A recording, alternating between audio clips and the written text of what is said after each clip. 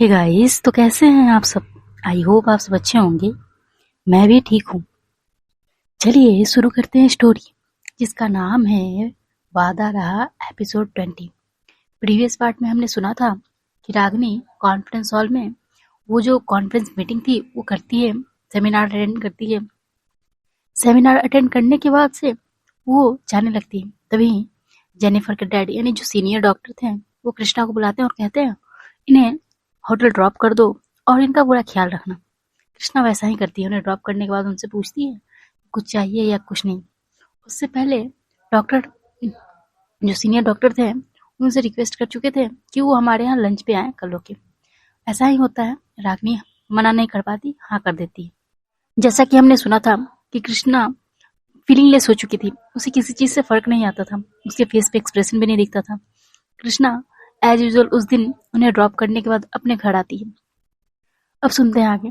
वो रात जैसे तैसे बीत जाती है। समझिए तो रागिनी उलझनों में थी और कृष्णा बस फीलिंगलेस और एक्सप्रेशनलेस फेस था उनका, ऐसा था। अब आगे बढ़ते हैं। नेक्स्ट मॉर्निंग सुबह सुबह जेनिफर कॉल करती है कृष्णा को और कहती है कृष्णु, तुम आ रहे हो ना। तभी कृष्णा कहती है हाँ मैं आ रहा हूँ। और ये कैसे हो आप। तो बोलती मैं ठीक हूँ, तुम ऐसे क्यों बात कर रहे हो। तो वो मैम को लाने जाना है ना आज। तो जेनिफर कहती हाँ लाने जाना, पर मुझे समझ में नहीं आ रहा डैड ने तुम्हें ये ड्यूटी क्यों दे दी है। तभी कृष्णा कहती है इट्स ओके, कोई बात नहीं, सर से मैं बात कर लेती हूँ। तभी जेनिफर के बगल में उसके डैड थे, वो फोन लेते हुए बात करते हैं, बोलते हैं हेलो कृष्णा, तुम जा रहे हो ना उन्हें लेने। तो कृष्णा कहती सर अभी अभी तो मैं हॉस्पिटल जा रहा हूँ। ऐसा कहते हुए तो कहते हैं कि नहीं अभी नहीं, दोपहर में। और हाँ तुम्हें भी आना है, ड्रॉप करके जाना नहीं है। कृष्णा कहती है हाँ ठीक है सर। ऐसा कहते हुए कृष्णा कॉल डिस्कनेक्ट करती है, अपना एज यूजुअल डेली का रूटीन करते हुए, और वो हॉस्पिटल जाने के लिए रेडी होती है। रेडी होने के बाद वो हॉस्पिटल पहुंचती है। इधर रागिनी सुबह उठ चुकी थी, फ्रेश होकर ब्रेकफास्ट कर चुकी थी। कृष्णा उससे पहले 2 बार रागिनी को कॉल करके और पूछ चुकी थी कुछ चाहिए क्या, किसी तरह की चीजें। होटल में सारे इंस्ट्रक्शन दिए हुए थे, नाश्ता का, लंच का, सब चीज का। किसी चीज के लिए कृष्णा को बार बार कॉल नहीं करना पड़ रहा था। कृष्णा हॉस्पिटल में जाने के बाद थोड़ी बिजी हो गई थी। एक इमरजेंसी केस आया था जिसमें कृष्णा लगी हुई थी। एक्सीडेंट केस था वो। उसी की वजह से कृष्णा इतनी बिजी थी कि उसके टाइम का ध्यान ही नहीं रहता है। लगभग दोपहर में लंच का टाइम बीत जाता है। कृष्णा का फोन उसके कैबिन में था, यहाँ बार बार कॉल कर रहे थे। तभी हॉस्पिटल में डॉक्टर कॉल करते हैं और कहते हैं कृष्णा से बात कराओ। ऐसा ही होता है, कृष्णा को कॉल दिया जाता है। तभी उधर से कहते हैं कृष्णा तुम कहाँ हो, तुम्हें लाने जाना था रागिनी को। तभी कृष्णा कहती ओह शिट सॉरी सर, मैं थोड़ा एक इमरजेंसी केस में बिजी थी, दैट्स व्हाई मैं भूल गई, मैं जस्ट जा रही हूँ। डॉक्टर कहते हैं ठीक है, मैंने मिस रागिनी से अप्रोजाइज कर दिया है, बट टाइम से पहुंच जाना। कृष्णा कहती जी। ऐसा कह के कृष्णा उस मतलब जो भी अपना काम कर रही थी उसे खत्म करती है, और जो बचा हुआ था वो जूनियर डॉक्टर्स को हैंड ओवर करते हुए वहां से निकलती है। निकल कर जाने के बाद वो स्पीड में गाड़ी ड्राइव करती है और फिर रागिनी को कॉल करती है होटल के नीचे पहुंच के। हेलो मैम, मैं आ चुकी हूँ, प्लीज आप आ जाओ नीचे। कृष्णा कहती है, तब रागिनी कहती है ओके मैं आ रही हूँ। रागिनी परी के साथ नीचे आती है। परी और रागिनी आगे गाड़ी में बैठते हैं। तभी कृष्णा कहती है I am sorry ma'am, I am so sorry, और मैं हॉस्पिटल में थी और बिजी हो गई थी, दैट्स व्हाई मैं कॉल नहीं रिसीव कर पाई और ध्यान भी नहीं था। रागिनी कहती इट्स ओके, 15 मिनट्स ही लेट है, कोई बात नहीं। कृष्णा कहती जी। ऐसा कह के कृष्णा ड्राइव करने लगती है। कृष्णा ड्राइव करते करते और एक म्यूजिक प्ले करती है, बहुत खूबसूरत सा म्यूजिक चल रहा था। रागिनी इस पे एक सवाल पूछ देती है, ये आप इंडियन सॉन्ग सुनते हो। कृष्णा कहती है मैं इंडियन सॉन्ग सुनती हूँ। तभी कृष्णा कहती है कि मैं बस 10 मिनट पहुंचा देती हूँ। रागिनी कहती है आप आराम से गाड़ी चलाओ। ऐसे कह के कृष्णा गाड़ी ड्राइव कर रही होती है। यहाँ रागिनी बहुत अच्छे से आंखें बंद करके सॉन्ग सुन रही थी, और जो परी थी वो चॉकलेट्स खा रही थी। उसके हाथ में एक चॉकलेट्स का पैकेट दिया था कृष्णा ने। लगभग 15 से 20 मिनट के आसपास ये लोग पहुंचते हैं जेनिफर के घर यानी डॉक्टर के घर। पहुंचने के बाद कृष्णा गाड़ी पार्क करती है। यहाँ रागिनी का वेलकम किया जाता है बहुत अच्छे तरीके से। रागिनी अंदर जाती है। यहाँ कृष्णा गाड़ी पार्क करके और जेनिफर के साथ बातें करने लगती है। कृष्णा जेनिफर से बात करते हुए और अंदर की तरफ जाती है और सीधा जाने के बाद जेनिफर के छोटे भाई का एक कमरा था उसमें चली जाती है। यहाँ रागिनी सबके साथ बैठ के बातें कर रही थी। तभी जेनिफर कहती है चलो वहाँ बैठते हैं। तभी कृष्णा कहती है नहीं, मैं यहीं ठीक हूँ, आप लोग जाओ। कृष्णा ने अभी तक मास्क नहीं उतारा था। अपना मास्क को जब जेनिफर के भाई के कमरे में जाती है तब उतारती है।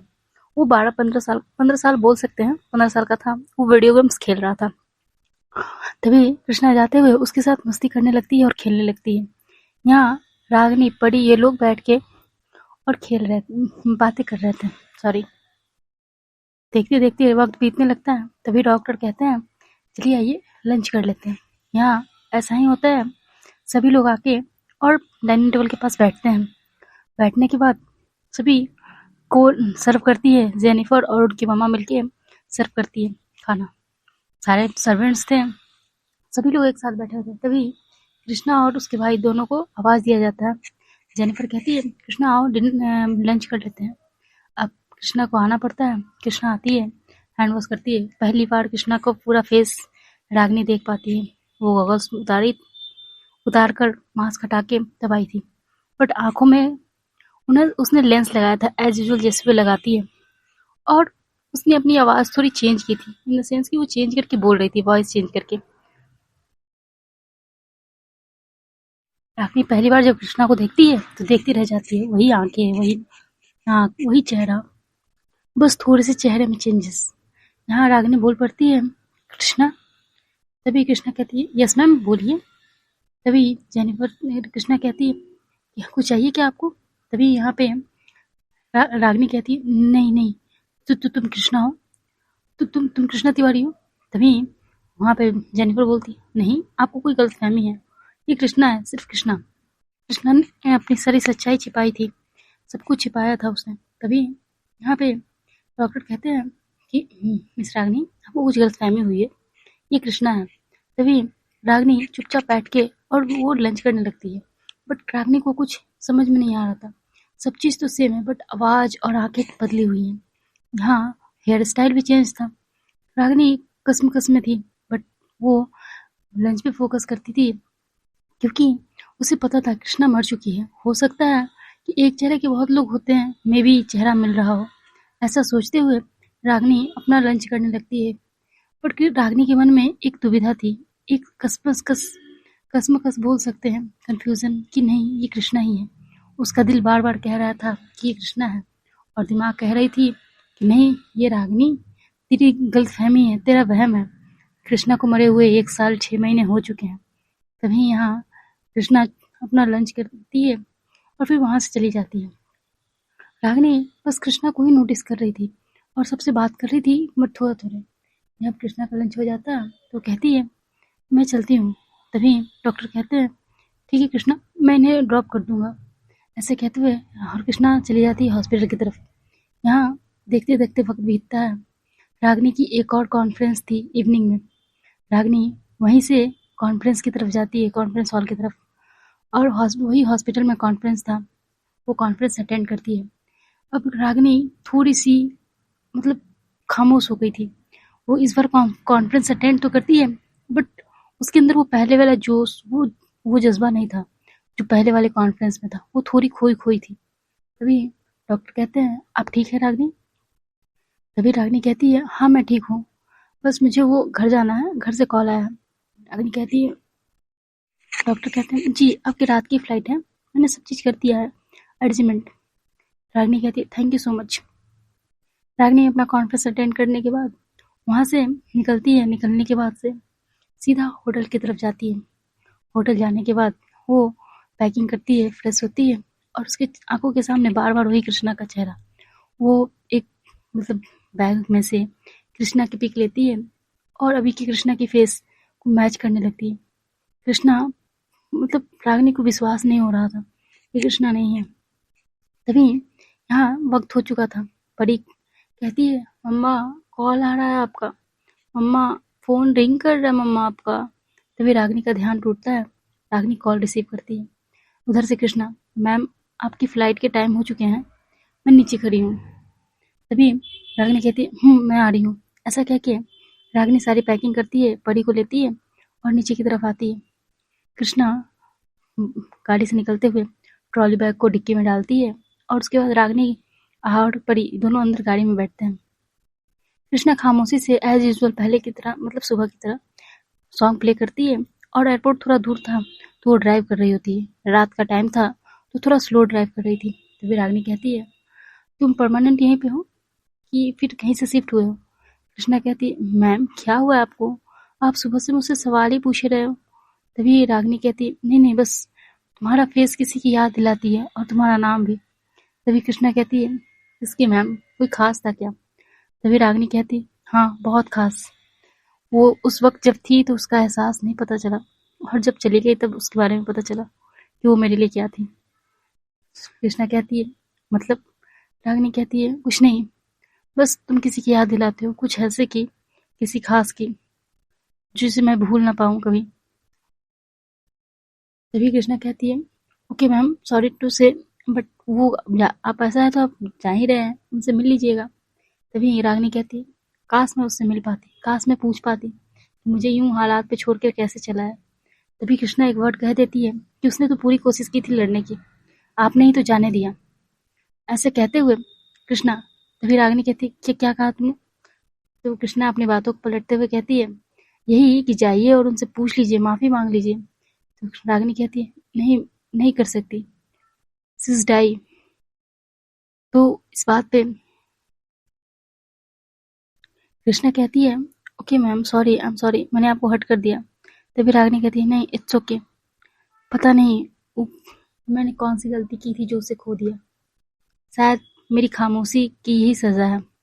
उस वक्त उसे ना समझ पाई तो उसके खोकर ही उसके होने का एहसास है।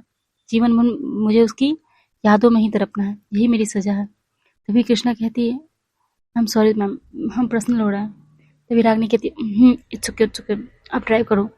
ऐसे कहते हुए कृष्णा खामोशी से ड्राइव करने लगती है। कृष्णा की आंखों में आंसू भर चुके थे। लुकिंग ग्लास से कृष्णा बार बार रागिनी को देख रही थी, जिसकी आंखें पूरी रेड हो चुकी थी। यहाँ परी उसकी गोद में सो चुकी थी। यहाँ कृष्णा लगभग 45 मिनट्स ड्राइव करती है। तब ये लोग एयरपोर्ट पहुंचते हैं। एयरपोर्ट थोड़ा दूर था जिसकी वजह से इन लोगों को लेट होता है।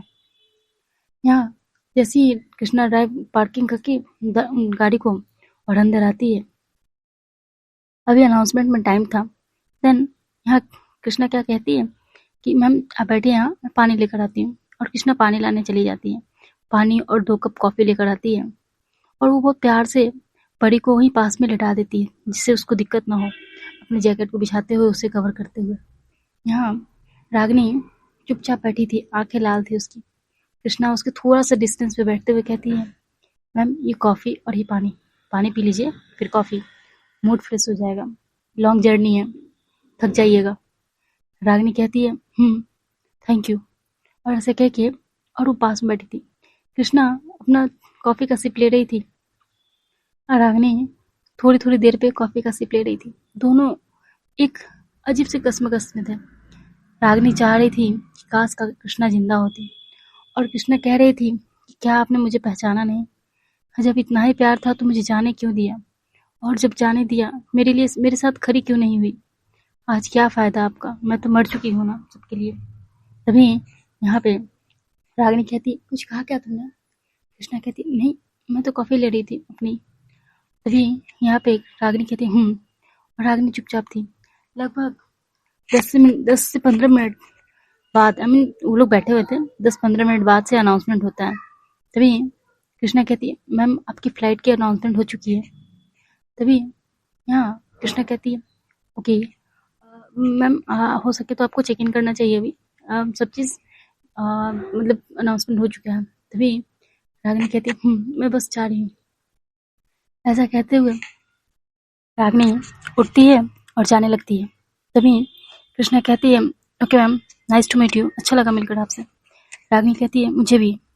तभी रागिनी 2 कदम आगे बढ़ती है, देन फिर रुकते हुए कहती है, कृष्णा। कृष्णा तुरंत पलटती है और कहती है, यस मैम। तभी रागिनी कहती है, कह दो कि तुम मेरी कृष्णा हो, कह दो कि ये सब झूठ है, कह दो कि तुम ही कृष्णा हो। कृष्णा कहती है, मतलब मैम? रागिनी फिर कहती है, कुछ नहीं, तुम नहीं समझोगी, क्या मैं तुम्हें एक बार हक कर सकती हूँ? कृष्णा कहती है, बट मैम, बस एक बार। कृष्णा कहती है, ओके, एंड रागिनी आते हुए कृष्णा को हक करती है। हक करने के बाद बहुत प्यारा सा सॉफ्ट सा उसके गालों पे चिक्स पे किस करती है और कहती है, मुझे ऐसा क्यों लग रहा है कि तुम मेरी कृष्णा हो, बस तुम मान नहीं रही हो। अगर तुम मेरी कृष्णा हो तो मुझे मिल जाओ, मैं बहुत तड़प रही हूँ तुम्हारे बिना। ऐसे कहते हुए रागिनी और बिना पलटे अपना लगेज और एक हाथ में बड़ी को लिए हुए चली जाती है। रागिनी अंदर इंटर नहीं करती है तब तक कृष्णा बस वहीं फीलिंगलेस खड़ी थी। जैसे ही रागिनी अंदर चली जाती है, कृष्णा बस वहीं पे गिर के और रोने लगती है। उसकी आंखों से आंसू गिर रहे होते हैं, बेशुमार आंसू, इतने आंसू कि शायद वो सालों 1.5 साल का जो दर्द था उसकी आंखों में, जो मन में, वो सब बह रहा होता है। बहुत बहुत तकलीफ में थी कृष्णा। पहली बार कृष्णा इतने दिनों बाद फिर से रोई थी अपने पापा के जाने के बाद।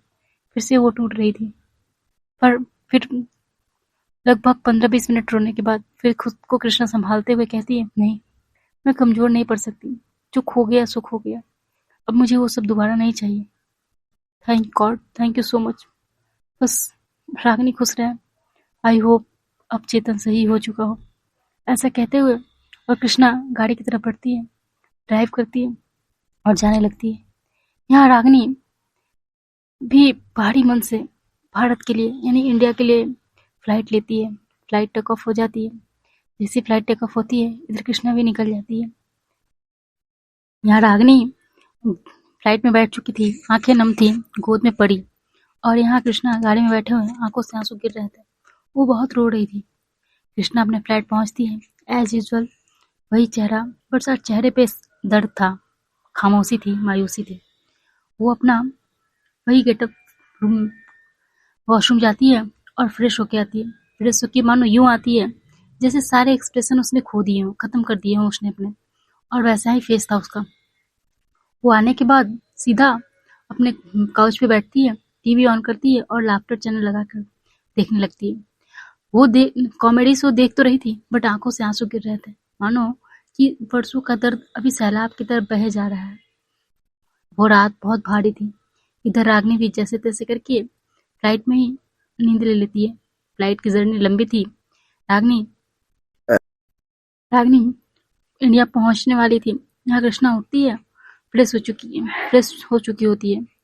एज यूजुअल उसकी रूटीन, रेडी होना, रेडी होने के बाद से सीधा हॉस्पिटल जाना, हॉस्पिटल के कैंटीन से ही ब्रेकफास्ट करना और पेशेंट्स में ही सारा दिन बिता देना। और रागिनी यहाँ इंडिया आने के बाद सबसे पहले घर जाती है, फ्रेश होती है, और वो फ्रेश होने के बाद बस बेड पे बैठ जाती है। बैठने के बाद सोच रही होती है। यहाँ कृष्णा के बारे में रागिनी पता लगाने लगती है। कृष्णा का डेथ कैसे हुआ, क्या हुआ, सिर्फ फ्लाइट में लिस्ट निकालने लगती है, मगर उसे कुछ क्लू मिलता नहीं है। यहाँ सेठ से बात करती है रागिनी, बहुत दिनों बाद वो सेठ को कॉल करती है, कहती है, हेलो सेठ। सेठ कहती है, बोलिए मैम। तो क्या कृष्णा से बात होती है तुम्हारी? तभी सेठ कहती है, लगता है मैम आपको उसके बारे में कुछ पता नहीं, वो कब का हमें छोड़ के जा चुकी है। तभी रागिनी कहती है, नहीं वो नहीं गई है, मेरा मन कहता है वो अभी है। तभी यहाँ कृष्ण सिट कहती है, ठीक है मैम, मैं बिजी हूँ, बाद में बात करती हूँ। ऐसा कह के सिट फोन रख चुकी है। सिट भी अब एक अच्छी पोस्ट पे थी, डॉक्टर थी, सीनियर डॉक्टर थी वो, हॉस्पिटल में बिजी रहती थी। जानवी अच्छी लॉयर बन चुकी थी, फाइनल ईयर कंप्लीट हो चुका था, अब उसे केसेस मिलने लगे थे। यहाँ सारी चीज ऐसे ही चल रहा था, बहुत स्मूथली। देखते देखते 1 मंथ बीत जाते हैं। 1 मंथ बाद कृष्णा को फिर थोड़ा थोड़ा दर्द होने लगता है। अब कृष्णा को क्या थी ना कि घर की याद आने लगती है, जब से रागिनी से उसने मिला था, और रागिनी को कृष्णा की याद आने लगती है, जिस कृष्णा से वो मिली थी। हाँ, देखते हैं आगे क्या होता है।